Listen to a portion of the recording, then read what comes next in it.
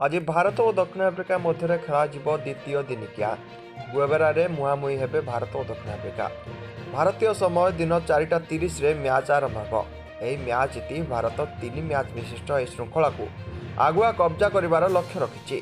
तेज चलित सीरीज रे भारतर उभय बैटिंग और बोलिंग रे भल प्रदर्शन रही।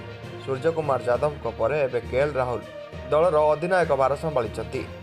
युव द्रुत बोलर हर्षदीप सिंह और आवेश खान का चमत्कार बोलिंग बल में भारत प्रथम मैच रे घरोई दक्षिण आफ्रिका को 8 विकेट परास्त करथिला। एही आकलन अनुसार आज भी भारतर प्रदर्शन बहुत भल रहिबो बोली आकलन करा जाउछि।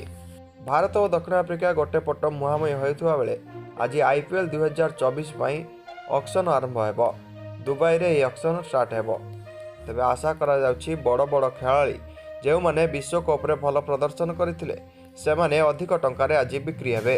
तेबे आशा करा जाउछि भारतर प्रथम दिनिकिया खेलुवा खेलाड़ी माने आज द्वितीय दिनिकिया मध्य खेलिबे। तेबे देखा बाकी रहा आज दक्षिण आफ्रिका को दक्षिण आफ्रिका माटी रे भारत दिनिकिया सीरीज रे परास्त करि पारुछि कि नहीं।